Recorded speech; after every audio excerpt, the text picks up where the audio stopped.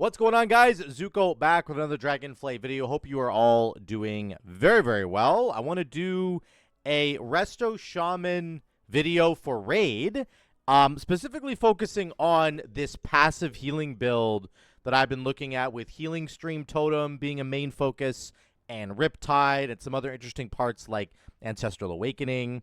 I'm going to show you how the passive sort of healing build can work its way into the raid, and what that looks like, what modifications you're going to have to make on the talent tree. And I'm going to show you a heroic Tindral that I did, which I think is a pretty good fight. It's a difficult fight, second last boss in the raid. On heroic, it's definitely a challenge, and I did pug it. So I'll show you how this build kind of works in there. I just want to do a little disclaimer first, is that healing guides, healing videos are really kind of difficult to give like a perfect objective answer to every question, because healing is not just a straightforward DPS rotation, right? When you're playing a DPS character, you have a rotation you need to do, and if you execute that rotation perfectly in whatever situation you're in, you will do optimal damage. You will do really, really good damage. Now, healing is reactive in nature, right?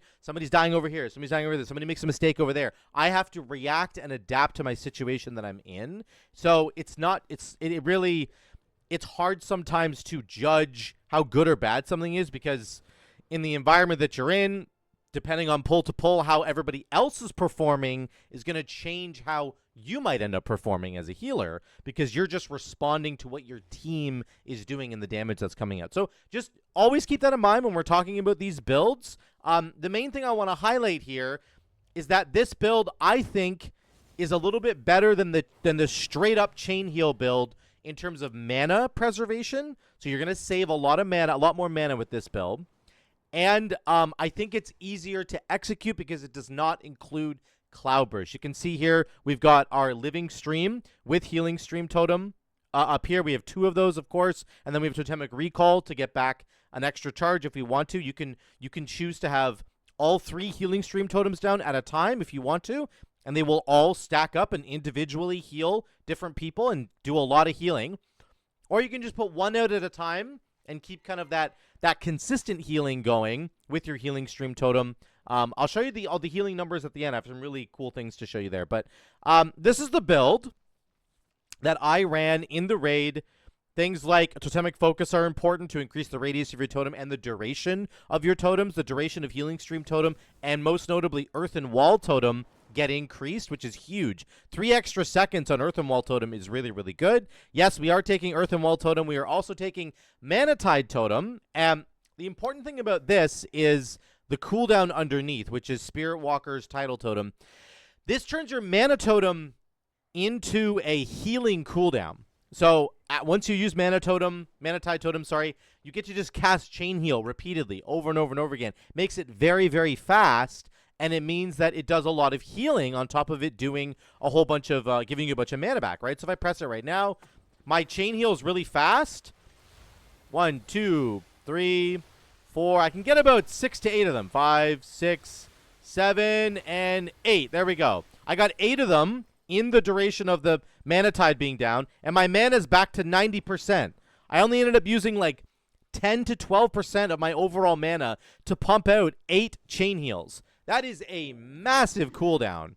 It is really important that you use this thing in a raid. And yes, I'm trying to do a build that focuses less on chain heal. That is exactly what's happening here. But you still need to take this cooldown. This cooldown is way too important in a raid. It's way too strong. It's really, really good. So make sure you're taking this in your raid. Make sure you're taking Earthen Wall Totem. This contributes a lot of healing. We have Healing Tide Totem. We have Spirit Link. So we have like 3 major cooldowns right here. Spirit Link, Healing Tide, Mana Tide.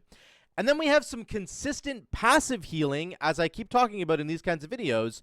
You're going to have things like Riptide going all over the place. You're going to have Primal Tidal Core adding Riptides to people. You have Primordial Wave, which adds Riptides to people. You're going to have Healing Stream Totems down all the time, healing people. You're going to have Earthen Wall Totem. You can Totemic Recall Earthen Wall Totem and do it twice if you want to do that, depending on so you have flexibility. Use it on Healing Stream, use it on Earthen Wall. And then we have Ancestral Awakening, which is going to proc passive healing on people when we get critical strikes with our Healing Wave and our Riptides, which is a lot of what we're casting, by the way. We're casting a lot of Healing Wave, a lot of Riptide. Then we have another cooldown, Ascendance, down here. So you have 4 major cooldowns: Mana Tide, Spirit Link, Healing Tide, Ascendance.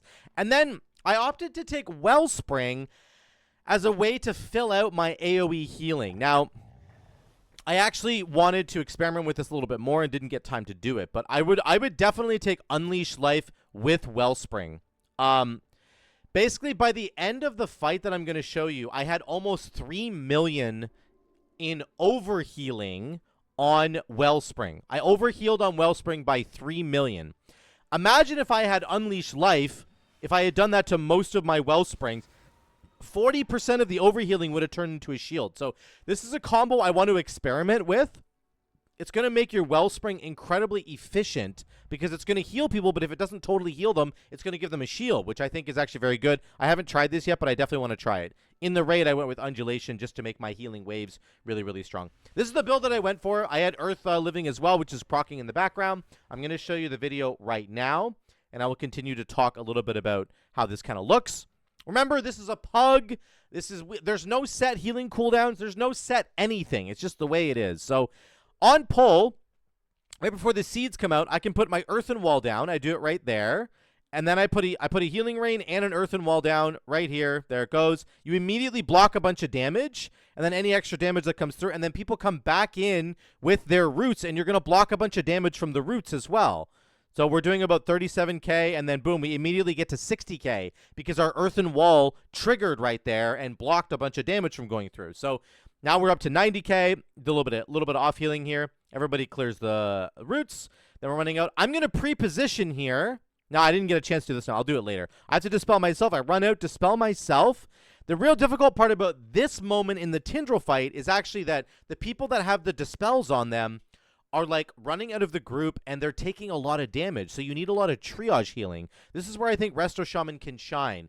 Things like a big healing wave or even a healing surge or a nature swiftness into an instant healing surge. If that puppy crits and somebody's like really low, like this rogue, it'll do an enormous amount of healing, and it's a really good triage tool. So you can become like a holy paladin. You can fill in that role to triage heal people in a raid. There's a lot of other healers right now that have incredibly strong raid-wide AoE ramp windows, like a druid or a disc priest, or even a holy priest with like salvation, right?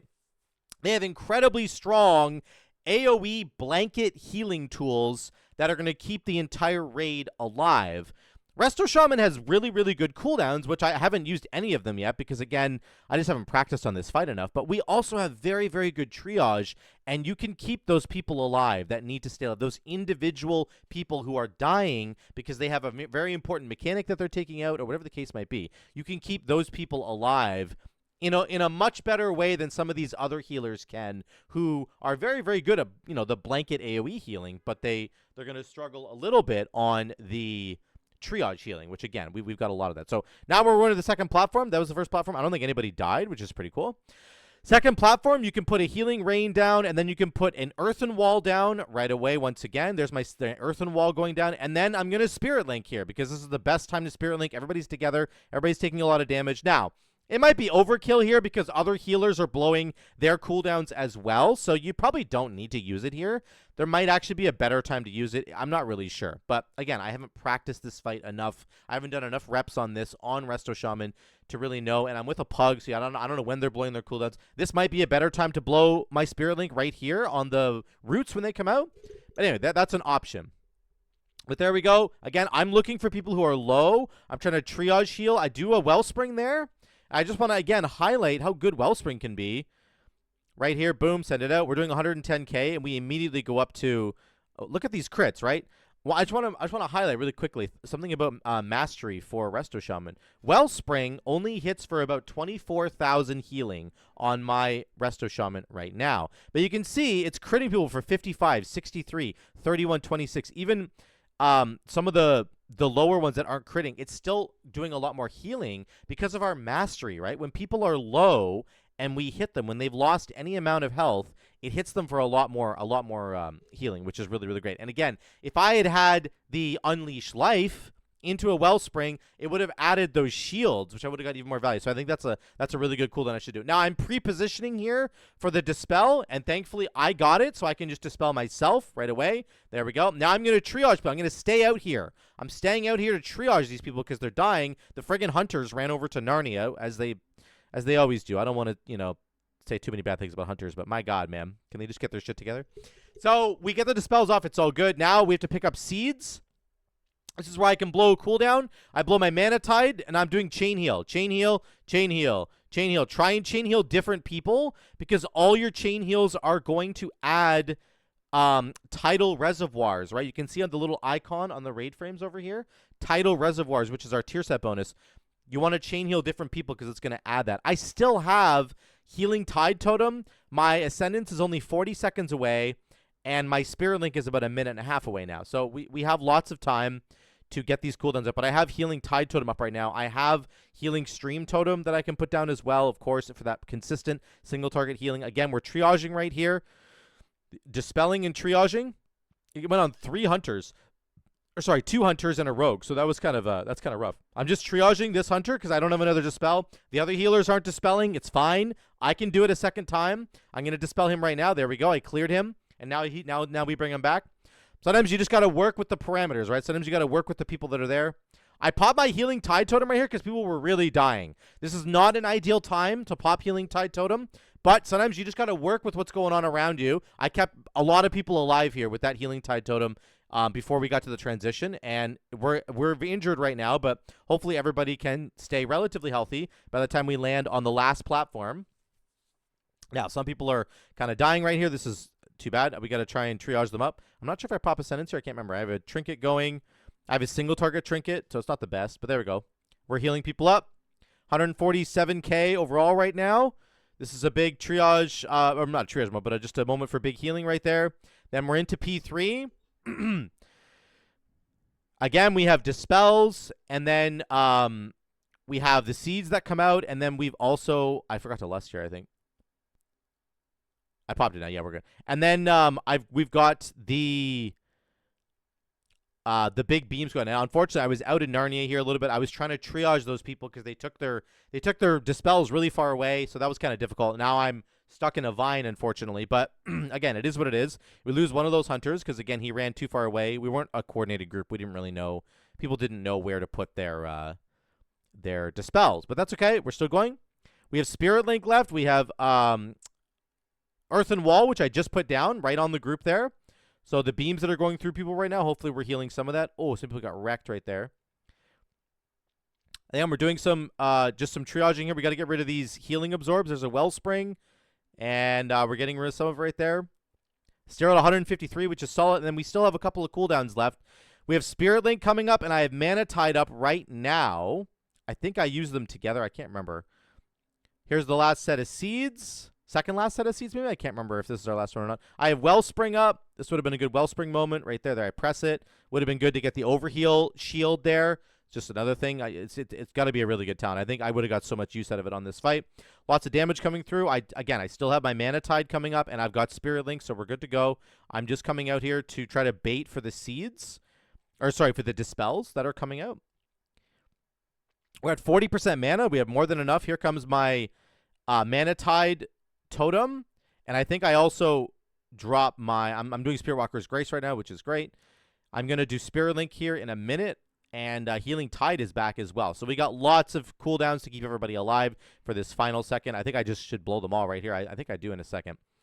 Yeah, here comes all the seeds. I end up doing a Healing Rain, and then we blow some cooldowns here. Keep everybody alive. Here comes my Mana Tide.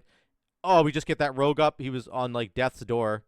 I'm not sure if he actually does end up dying. He's so close. We Spirit Link there, keep everybody alive, and we're ending at about 166k, and that's the fight. That's kind of how that works. So I do think that in this build, because you're not really pressing Chain Heal that much outside of the Mana Tide cooldown, it makes the mana on this, like the mana cost for this build is just not very high.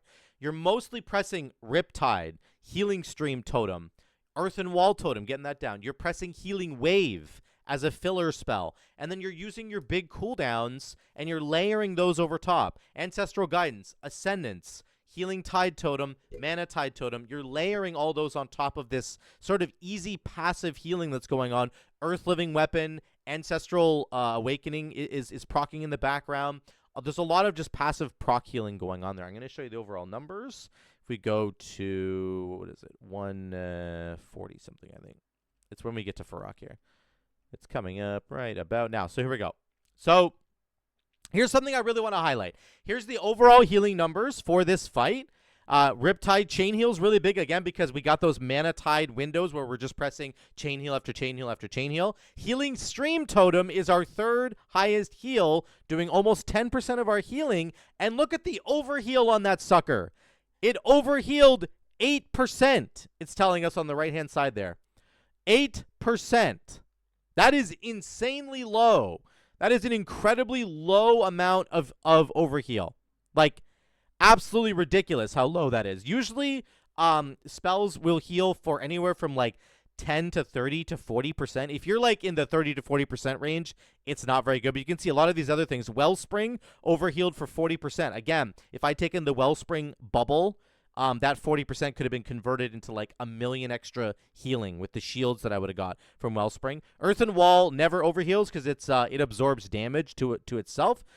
But you can see Earth Living Weapon only 30% on overhealing, not too bad. But Healing Tide was 40%. Healing Rain is 33%. But 8% overhealing on Healing Stream Totem is ridiculous. That is such a low number. And I really do want to highlight how good I think Healing Stream Totem is, and how much I think people should start thinking about this being a good talent again. That it's really not a bad talent to take, and you don't have to take Cloudburst Totem if you don't want to. You really, if you can't handle sort of how to do Cloudburst, which it is a very difficult thing to learn, then Healing Stream Totem is going to do a lot for you. And there were recent buffs that just came out as well. They're coming up on the next reset.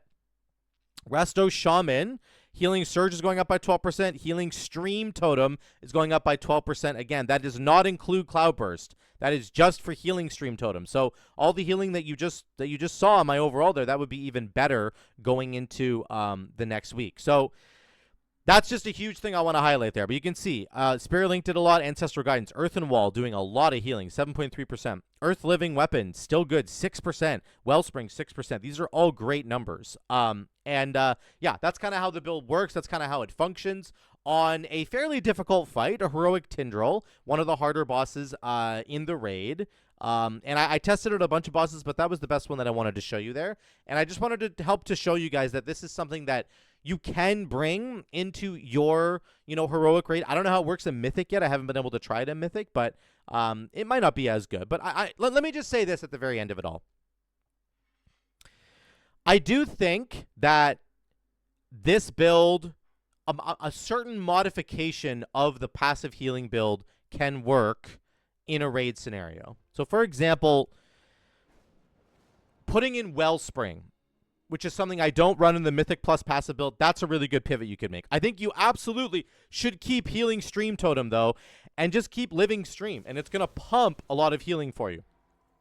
I still think Earth Living Weapon is a very, very good passive healing component you can bring to the group. I don't think you should get rid of that. I still think that you should run Ancestral Awakening and Primal Tidal Core. You don't have to run High Tide.